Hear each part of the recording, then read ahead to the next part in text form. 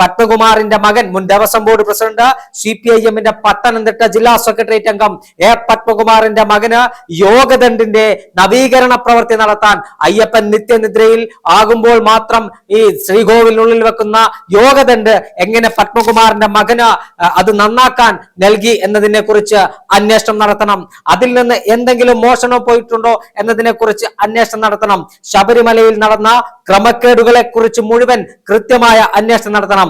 കഴിഞ്ഞ 10 വർഷക്കാലമായി പിണറായി വിജയൻ അധികാരത്തിൽ ഏറിയതിനു ശേഷം വാസു ദേവസ്വം ബോർഡിന്റെ പ്രസിഡന്റായി, പത്മകുമാർ ദേവസ്വം ബോർഡിന്റെ പ്രസിഡന്റായി, ഇപ്പോൾ PS പ്രശാന്ത് ദേവസ്വം ബോർഡിന്റെ പ്രസിഡന്റായിരിക്കുകയാണ്.